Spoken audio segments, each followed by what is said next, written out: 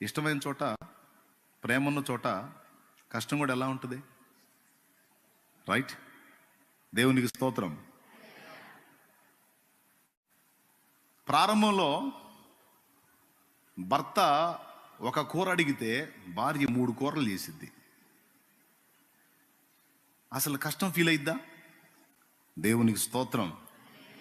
Same భర్త కూడా మూర పూలు అడిగితే భార్య 3 మూరలు తెస్తాడు. అస్సలు కష్టం ఫీల్ అవుతాడా? స్తోత్రం.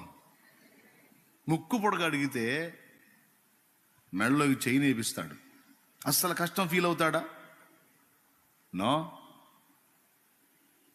ప్రారంభంలో వాళ్ళిద్దరికి ఉండేటువంటి ఆ ప్రేమ సరైనటువంటి పాళ్లలో ఉన్నందున, కొలతలో ఉన్నందున ఈమె కోసం ఆయన పడే ప్రయాస ఆయన కష్టం అనిపించదు.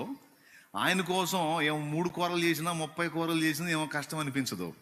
వచ్చిన తర్వాత కొసరు వడ్డిస్తుంటే 1 కూర అనుకున్నాను 3 చేసావే నువ్వు అంటే చాలా కష్టపడ్డట్టున్నావు నువ్వు, నిన్ను చాలా శ్రమ పెట్టినట్టున్నానని ఏం మాట్లాడితే ఏం కష్టం అండి, తినండి, ఇంకొంచెం చేసేదా, ఇది బాగుంటుంది. అసలు నాకు ఇదేం కష్టం, అసలు నాకేమనిపించలే, అసలు మిమ్మల్ని జ్ఞాపకం చేసుకుంటూ చేశాను, అసలు నాకేమనిపించలే. 3 ఏంటి 30 అయినా చేస్తాను మీకోసం. హలో, అవునా కదా? Praise the Lord. హల్లెలూయా. రాను పేషెంట్లు అవుతారు ఇద్దరు. అంటే ఉండాల్సిన సమతుల్యత దెబ్బతిని ఇది ఫస్ట్ లవ్ ఎఫెక్ట్ అయ్యి ఇద్దరికి ఒకరికొకరు పెనుభారం అయిపోతారు. 3 కూరలు వండే మనిషి 1 కూర వండి వాడి మొహాన వేయటమే కష్టం. ఎందుకైనా మంచిదని సీజన్లో 5-6 రకాల పచ్చళ్ళు పెట్టి లైన్లో పెట్టుకుంటారు. దేవునికి వందనాలన్న, దేవునికి స్తోత్రం కలుగును గాక. ఏం చేస్తారు? 5-6 రకాల పచ్చళ్ళు చేసి జాడీలుగా పెట్టుకొని లైన్లో పెట్టుకుంటారు. ఎప్పుడు ఈ విధవాయికి 3-4 రకాల కూరలు యాడ్ చేసి పెట్టేది. ఒక్కోసారి ఏం చేస్తుంది తెలుసా? ఏ కూర వండకపోతే ఏ టీవీ సీరియల్ చూస్తానో ఎందులోనో లేదా పిచ్చాపాటి మీటింగులోనో ఉండి కూర చేయటం వల్ల కాలేదనుకో, కొంతమంది తెలివైన వాళ్ళు భర్త వచ్చేటప్పటికి అట్లా వండుకుంటారు. ఏమ్మాయి ఏంది అలా పండుకున్నా, ఏంది కొంచెం బాగాలేదు, కూర కొట్టింది, ఇప్పుడు ఏం చేయాలి? అరే బాగాలేదా, ఏమన్నా హాస్పిటల్లో చూపించమంటుందా? ఏం అవసరం లేదండి, కాసేపు అట్లా రెస్ట్ తీసుకుంటే తగ్గిపోతుంది. మీకేం కూర చేయలేకపోయానని బాధగా ఉన్నా. అరే ఏం పర్వాలేదు, జాడీలో పచ్చళ్ళు ఉన్నాయి, వేసుకుంటా. కొంతమంది ఈ టైపులో కవర్ చేస్తే కొంతమంది డైరెక్ట్గానే చెబుతారు, కూర చేయలే, ఏంది రోజు చేయట్లేదా, ఏంది పచ్చడి వేసుకొని తిను. హల్లెలూయా. యథార్థం మాట్లాడుకుందాం, అవునా కదా? మన దైనందిన జీవితంలోనే బోల్డ్ అని బ్రతుకు పాఠాలు, ఆ బ్రతుకు పాఠాల్లోనే ఆత్మీయ పాఠాలు కూడా బోల్డ్ అని ఉన్నాయి సరిగ్గా ఆలోచిస్తే. స్తోత్రం చెప్తారు గట్టిగా. ఏం దెబ్బతింది? మనుషులు ఆ మనుషులే కదా.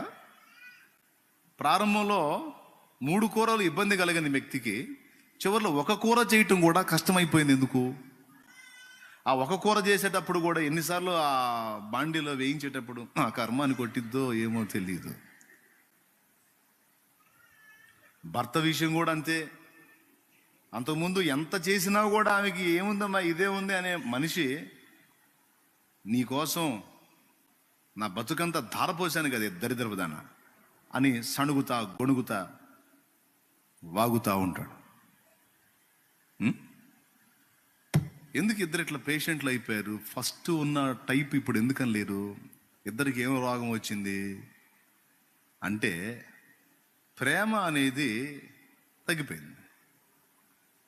ప్రేమ తగ్గినప్పుడు ఏది చేయాలన్నా మహా కష్టంగా ఉంటుంది. ఇప్పుడు సింపుల్గా అర్థమైంది. ప్రేమ ఫుల్గా ఉందనుకో ఎంతైనా చేయబుద్ధి అయిద్ది. ఏమీ నొప్పి అనిపించదు, ఏమీ ప్రయాస అనిపించదు, ఏమీ కష్టం అనిపించదు, ఏమీ భారం అనిపించదు, ఏమీ ఇబ్బంది అనిపించదు. అది ఎప్పుడైతే ఎఫెక్ట్ అయిందో ఆటోమేటిక్గా అన్నీ కష్టమే. కనీసం సహజీవనం కూడా కష్టమే, కలిసి మాట్లాడటం కష్టమే, కలిసి గడపటం కష్టమే, కలిసి తినటం కష్టమే, కలిసి ఉండటం కష్టమే. చేస్తూ ఉంటారు, అన్ని చేస్తానే ఉంటారు, కుటుంబంలో బాధ్యతలు కదా, ఏం చేద్దాం, దొల్లిపోతుంది చేస్తున్నా అన్నట్టుగా ఉంటుంది. మ్యారేజ్లో జోక్ చెప్తా ఉంటాను నేను. కొత్తగా పెళ్ళైన భార్యాభర్తలు వైట్ అండ్ వైట్ వేసుకొని, చట్టా పట్టాలు వేసుకొని, ఒక తార్ రోడ్డు మీద జోరును వర్షం పడుతుంటే అతుక్కొని వస్తున్నారంట. ఏం పాట పాడుకుంటూ వస్తున్నారు మొత్తానికి. ఇద్దరు, ఒకరు ఈమె చేయి అటు పోయింది, ఆయన చేయి ఇటు వచ్చింది, ఇద్దరు అట్లా పట్టుకుని రోడ్డు మీద, తార్ రోడ్డు మీద జోరును వాన పడుతుంది, నడుచుకుంటూ వెళ్ళిపోతున్నారు. సేవకుడు సేవకురాలు ఇద్దరు ఒక పాక లాంటిది ఉంటే దానిలో ఉన్నారంట, వర్షం పడుతుందని. వాళ్ళు భార్యాభర్తలే, సేవకుడు సేవకురాలు. వీళ్ళు కొత్త జంట, వాళ్ళు రోడ్డు మీద వెళ్తున్నారు. పాస్టమ్ గారు చూసి ముచ్చటపడి, ఏమండి క్రొత్త జంట అనుకుంటాను, క్రొత్తగా పెళ్ళైనట్టుంది, అసలు వాళ్ళు ఎంత అన్యోన్యంగా ఉన్నారు కదా, అసలు వాళ్ళు హత్తుకున్నారు కదా, వారి మధ్య గాలి కూడా జొరబడే అవకాశం లేదు కదా, ఏమంటారు అందట. అప్పుడు ఆయన అన్నాడు నిట్టూరు పిడిచి, ఇప్పుడు గాలి కూడా జొరబడదు, ఇంకో సంవత్సరం తర్వాత వాళ్ళ మధ్య గడ్డి లారీ కూడా పోయిద్ది అన్నాడు. గడ్డి లారీ అంటే ఎంత ఉంటుంది? లారీ ఎంత అయితే దానికి మళ్ళీ అంత ఆ పక్క అంత ఈ పక్క ఉంటుంది అన్నమాట. అంటే అంత ఎడమ వచ్చేసిద్ది అంటాడు. ఎందుకు వచ్చిద్ది అన్న పాయింట్కి ఆన్సర్ ఏంటంటే, ప్రేమ అనేది కొరబడిద్ది. కొన్ని విలువైన విషయాలు అందిస్తారు దేవుని కృపలో, దేవుని నడిపింపులో.